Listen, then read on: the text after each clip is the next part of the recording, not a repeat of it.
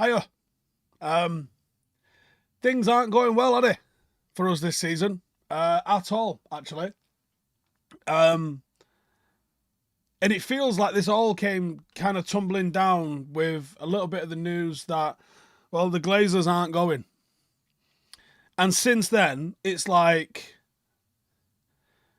It feels like one of those films where someone lifts like an old Indian artifact from somewhere and now everyone's cursed. That's what it feels like. It feels like the Glazers had decided they were going to stay, and then the world has absolutely started to crumble below us. That's what it feels like. Good morning, everybody, by the way. This is what it feels like. Absolute crisis. Anywhere that there's a possibility of happiness and joy and progress, there isn't. So, Amrabat completed a medical but days ago, and United detected a minor back injury. It's thought not to be serious, and United pressed ahead and agreed the terms anyway. And obviously there's an international break this week, but that's not good because you have no idea how anybody's going to recover from any injury. This might be one of those where you go, yeah, it's fine. And then before you know it, he steps out onto the training pitch, tweaks it, and he's knackered. Like, Rio's in shit state with his back. He really struggled towards the end of his career with his back, and now he's in bits with it still. Me, myself, I had an operation on my calves a year ago, and they've not been right since. Like, I try go running. It feels all right. I get up the next day, I do it again, and it goes. Like, you never know how injuries are going to heal or how quickly they're going to heal. Obviously, you got the Jadon Sancho stuff. I did a video on that yesterday, so I'm not going to necessarily add to any of that with or recover any of that sort of old ground because I don't think there's any need to, but there has been some additional information. Chris Wheeler has said sources in the Middle East are playing down the possibility of the Saudi Pro League making a bid for Sancho before the transfer window closes on Thursday. Sancho and Ten Hag are set to hold talks during the international break, although it's unclear if the player will be fined for his social media posts claiming to be a scapegoat. Ten Hag's preference for starting Antony on the right is believed to be one of Jadon Sancho's gripes with Ten Hag. Look, I can understand that, and I'm pretty sure all of us sort of read between the lines, and maybe it was like, I think there's something else. Maybe that line in the statement from Sancho was like, I think he's playing Antony over him because he bought him, and he might have a point on that. But by the other rule, you become undeniable in training, he'll still play you. Apparently, Gareth Southgate and the coaching staff have spoken about the problem of Sancho sulking when he's not selected or in the starting lineup, and the negative impact it can have on the atmosphere in the camp. You don't want players who are happy. My lads sulk when they're not selected. They all do. And it's not nice, but it's life. And you have to move past it. Guess what? If you're fucking better in training, you will get the selection. It's as simple as that. James Ducker said the same thing. Sources in the Middle East are playing down the Saudi Pro League making a bid. Ten Hag apparently is bitterly disappointed by Sancho's actions, given the lengths that he's gone to try and help kickstart Sancho's career since taking over. He says he feels let down by him. Unclear on Monday exactly what Sancho was referring to when he's claimed there were other reasons. I think it's that. I think it's Jadon feels... I mean, I have no information on this, but I'm reading between the lines. I think he feels, because Antony's... a former colleague, one of the first signings he made when he was at Old Trafford, he thinks there's probably some level of favouritism shown towards Antony. And I think that all of us at some point have expressed a similar kind of thing. So I understand the frustration, but that doesn't excuse the going public and going against the manager in the manner that you have done. Apparently frustrations with Jadon's attitude and application in training reached a point this week where Ten Hag and a backroom staff thought it would be wrong to include him against Arsenal. Paul Hurst has said some people inside United are debating whether Sancho would play for the club again after his statement yesterday. Now, you have to have your eyes open here and think, look left and look right. When everyone else is looking straight down the pipe and looking at the words written here by all of these journalists. These are quite experienced journalists. Wheeler, Ducker, Paul Hurst, all people that have got quite good contacts within the club. Where did their information come from? It's anti-Sancho, so it's probably not Sancho. So is it come from people trying to pat the manager up this way? Again, you have to question it. You know, there is a chance here that there's a point in what Sancho's saying. That's not to say I agree with the way he's gone about it, because I literally don't agree with the way he's gone about this. I think if I was advising him, obviously I'm not a player's agent, but if I was a player agent and that was my player, I'd have said, right, this isn't good. I don't know if I would have advised him to reply, but if he was adamant that he wanted to reply, mentioned this on the podcast yesterday, I would have said, okay, if you're determined to reply, let's say this. Something along the lines of, while I don't necessarily agree with the manager's assessment of, you know, my performance in training, I will use it as motivation. It's a picture just gone. I will use it as motivation to work harder in training and make sure that next time he's picking a team, I'm in it. And then you've almost thrown the gauntlet down to the manager, but basing it on performance. You haven't made it personal. You haven't put out there that there's other reasons, which leads people to speculate. You can come out here and say, I disagree with what he said, but I'll keep working hard. Watch this space. And I think that would have been a far better way for this to have come out. Matt Wick says, I can't stand how every manager immediately becomes unquestionable saint the instant a player tries to back themselves or publicly refute a narrative. I don't necessarily think a manager is a saint, but the manager has to have control. You know, the manager can't be out here arguing with players and people, you know, pointing to the merits of things this, that, and the other players are saying. There's no control in that sense. You know, I don't really like the phrase of, you know, what do you think Sir Alex Ferguson would have done? But what do you think Sir Alex Ferguson would have done in these sort of circumstances? And I saw someone saying Fergie wouldn't have criticised his players like that. You need a history lesson, because I know for a fact he did. I mean, one of the wilder ones was the last few weeks of his career at United. He was talking about, not even questioned, by the way. Someone would be like, how do you think that game go? And he'd be like, well, Rooney's asked for a transfer. Do you not remember? So let's not rewrite all the history about this. A manager has to have the control. And that was why Beckham went. That was why Roy Keane went. That was why Jaap Stam went. You know, Sir Alex Ferguson got rid of some really, really good players, big players at the football club, because he didn't feel like he had their control anymore. So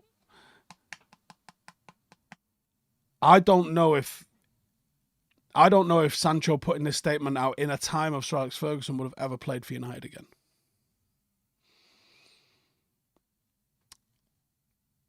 I think he might have got rid of him after that. You know, especially when, you know, Ten Hag has helped him and taken him out of the spotlight and treated him arguably better than anybody else has ever been treated at this club in terms of trying to sort out what's going on with them. You know, and I saw something in The Athletic today where people are trying to paint this out as a pure mental health thing. I don't think it is a pure mental health thing.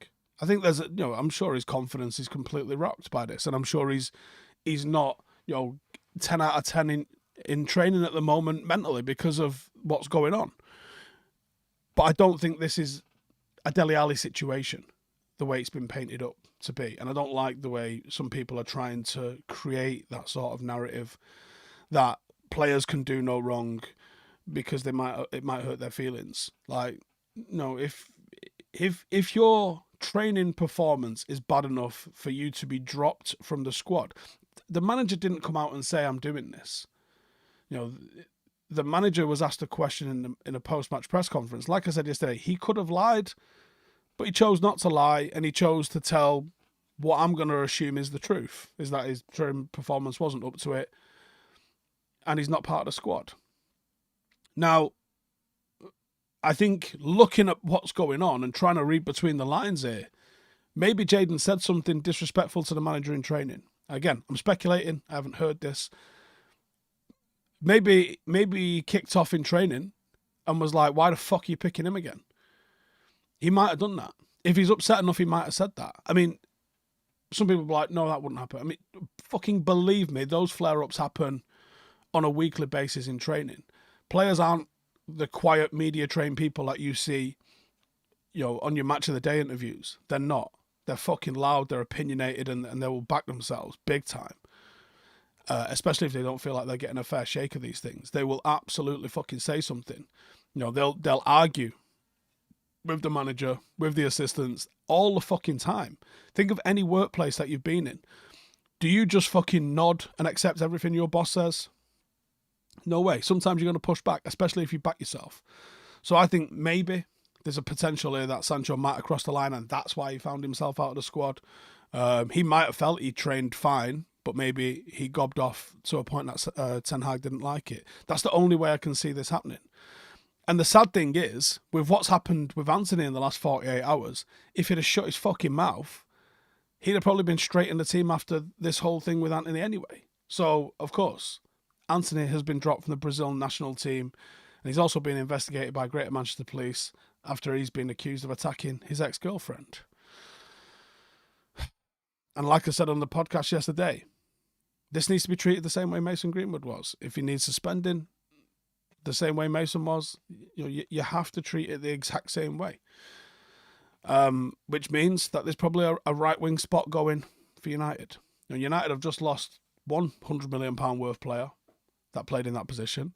We're about to lose another one. Sancho, if he'd have fucking gritted his teeth through this, worked hard, maybe even could have been advised. Look at what's going on with Antony. This hasn't just come about in the last 48 hours. This has sort of been in the news for a few weeks now. I think it might have been on tour when this first sort of surfaced. Maybe be patient and see how this shakes out. Because I think there's a real possibility that you see Ahmad or Palestri now lining up on the right-hand side for Manchester United instead of Jadon and Antony. David says he's had issues arriving late for training at every club and country attendance. Notch says, don't know anything about a similar mentality or aptitude issues with Sancho when he was still at City. The media massively hyped him up 4 years ago. Wonder if that helped or hindered him. I know. Hang on. Joshua says, Steve, just to tip you too close to the camera. I'm in a small room. Roll with it. I know people like to play up the fact that he tossed off going to training at City in the middle of him putting a transfer request in. But I think he's been proven right to put that transfer request in. And the way everything shook out and the way he went on to go and do what he did at Dortmund. But I think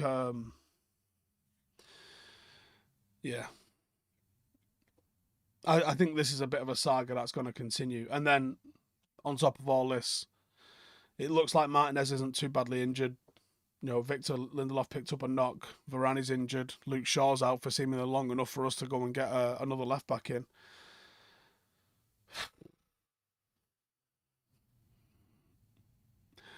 Oh, I'm tired. Jefferson says Palestri licking his lips. Yep. Chris says £100 million Starboy, 75 million Sancho, 90 million Antony wasted. Could have bought the Brighton side. Fucking hell, yeah. Callum says Sancho was overhyped and overpriced by United. I disagree. He wasn't overhyped. He was legitimately fucking unbelievably good. Top 1%er when he was at Dortmund. That's not overhyped. He's just not delivered that sort of stuff since he's come here. Darren says at Dortmund he responded to this sort of this keeps moving situation with some unbelievable form. Yep, correct. Sai says, how's everyone injured? What are we doomed? It doesn't look good, does it?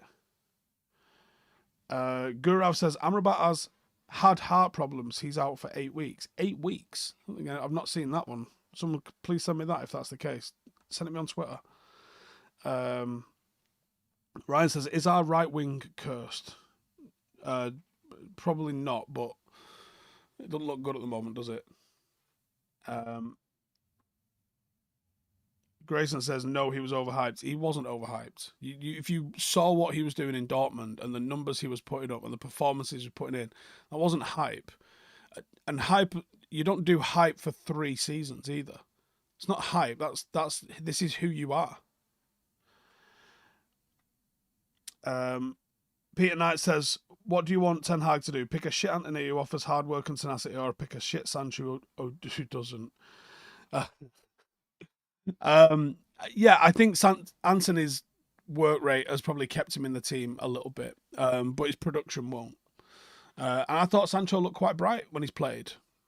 I think for the last 2 weeks, maybe 3 weeks, I've been picking him in my team ahead of Antony when I do my preview.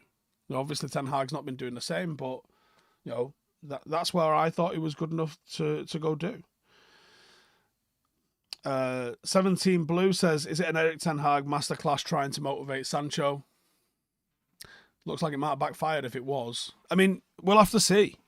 You're going to have to give it 6 to 8 weeks, aren't you, to find out. If he plays and he starts producing, then yes. If he never plays for the club again and we lose money on selling him, then no, it wasn't a masterclass. AL says 50 goals and 60 assists in 3 seasons ain't overhyped. Know what I mean? Space Chimp said stinks of a similar season Liverpool had last season, just riddled with injuries. It does a little bit, I'll be honest with you. It does do a little bit, yeah. I mean, and then, yeah, obviously on top of that, you've got the Glazers out here saying, we're not fucking leaving. And I appreciated Gary Neville's measured response to this, saying he doesn't believe it. A week before that, we had people saying Qatar are telling everyone it's done. Then a week later, you have Glazer saying that we're not actually going. But none of the people who had signed NDAs are coming out and beginning to talk about what's happened or not happened or anything like that. So I guess it's still on the cards until it's off the cards. Is this a last-minute negotiation tactic? Is this like somewhere like, oh, we can't agree a price, let's just leave it, and then the next day they sign? Matt says, Højlund genuinely gives Sancho so much life in this squad. I think he could do, yeah. Definitely could. Montana says, the German league has 3 decent teams. Premier League's another level. It wouldn't be the first failure from that league. Right, but I'm struggling to compute. Did you not see what he did in Europe? Do you not see what Jude Bellingham did over there? Like, do you not see what Erling Haaland did over there?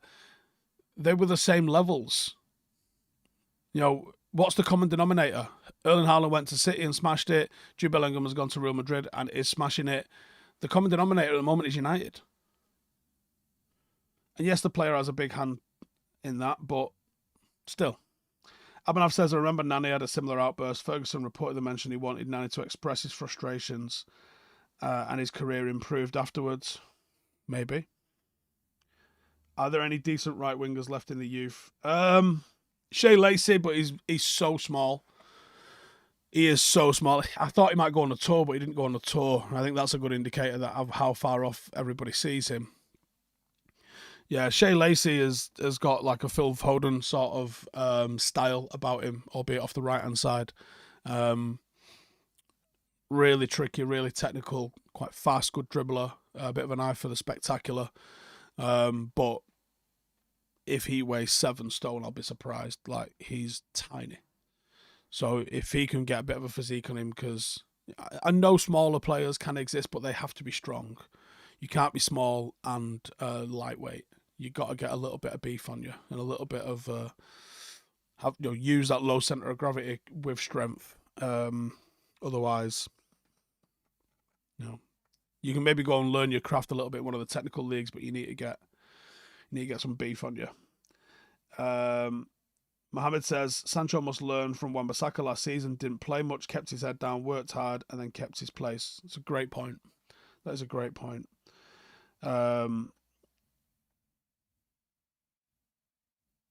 Grayson says his attitude was a problem at City. I disagree. I don't think it was. Do players have the mentality that they already won by playing for United? I mean, 300 grand a week might make you think you've won. Innit? Know what I mean? It's an insane amount of cash. The reason we have players like Ahmad Palestri is backup. They should get chances. I agree. And the next, thing is, the next game is Brighton. This isn't a game to be experimenting with stuff. This is a game that you've got to go into strong because Brighton are flying and they are an absolute threat to us. It's rough, man. Hella rough. Anyways, I'm going to wrap it up. But as usual, cheers for everyone for tuning in. Make sure to subscribe if you haven't. Drop us a like on the video. Get your questions, your comments, and all that sort of good stuff in. And I'll see you lot in the next one. Laters. Right, then it's time to get down and... Hey, thank you for watching the video. If you are new around these parts, then don't forget to subscribe. My channel is proudly supported by my community on Patreon. If you'd like to get a little bit of extra content, a Discord group, meetups, five-a-side games, weekly podcasts, behind the scenes, and even an occasional bit of transfer news as and when I get it,